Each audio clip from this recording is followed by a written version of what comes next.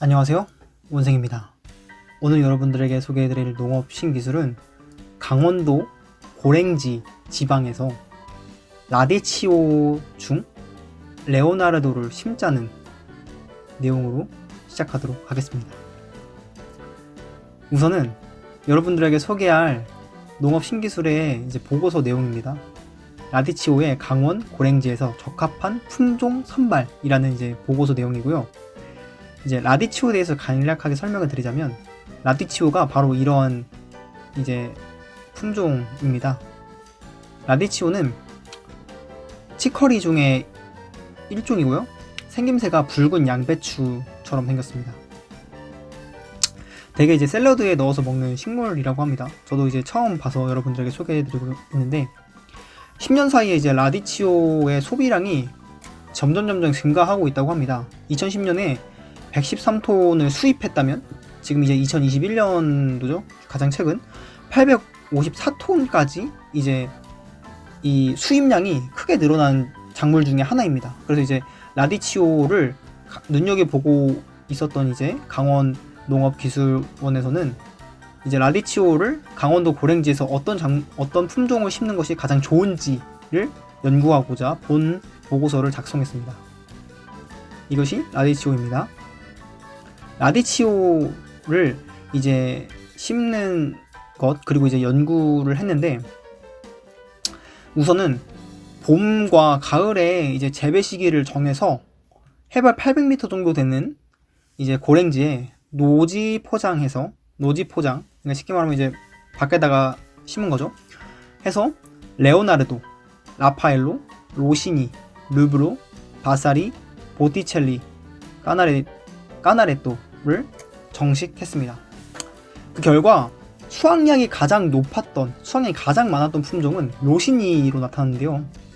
봄작형의 경우엔 시바르당 1414.6kg 정도 나왔고, 가을작형은 시바르당 1357.5kg 정도로 굉장히 많은 수확량을 창출했습니다. 이거를 좀 더 자세히 살펴보자면, 봄작형의 경우에는 로시니가 첫 번째였고요. 그 다음에가 레오나르도, 그 다음 보티첼리, 바사리 순으로 나타났고, 가을작형의 경우에는 또 로시니, 레오나르도, 보티첼리, 바사리 순으로 이렇게 나타났습니다.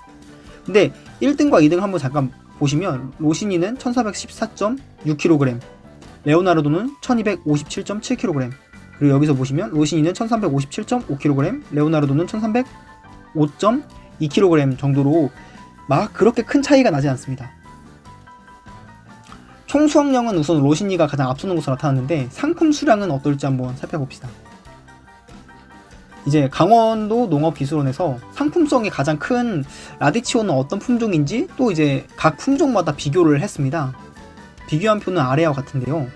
봄작형의 경우에 상품률이 가장 뛰어난 것은 레오나르도가 93.3%의 상품률을 기록했습니다. 방금 전에 앞서 살펴봤던 이게 로시니였잖아요. 로시니를 봤더니 로시니는 상품률이 17.1%입니다.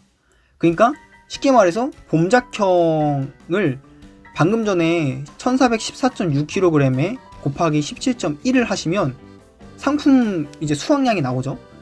그거에 비해서 레오나르도랑 비교했을 때 너무나 큰 차이를 나타냅니다. 그리고 가을작형을 살펴보면 가을작형도 가장 큰 상품률을 기록한 게 84.4%인 레오나르도가 차지를 했고, 방금 전에 봤던 로시니는 80.8%를 차지했습니다. 따라서 총 수량은 아무래도 로시니가 가장 컸지만 상품률은 좀 미흡한 것으로 나타났습니다.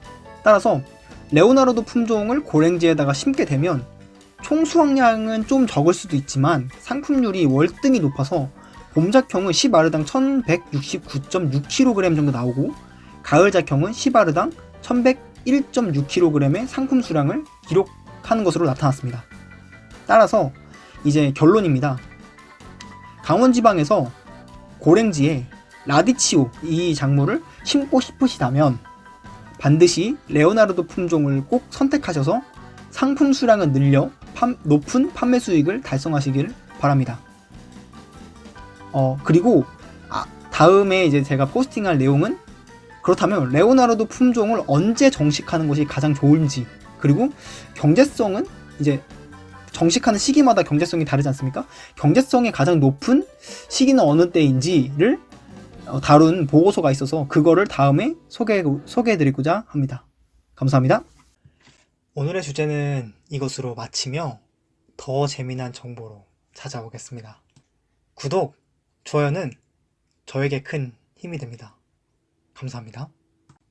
아참, 유튜브의 내용을 더 자세히 알고 싶다면 원생의 하루에 들어오세요. 더 자세한 정보를 얻으실 수 있습니다. 감사합니다.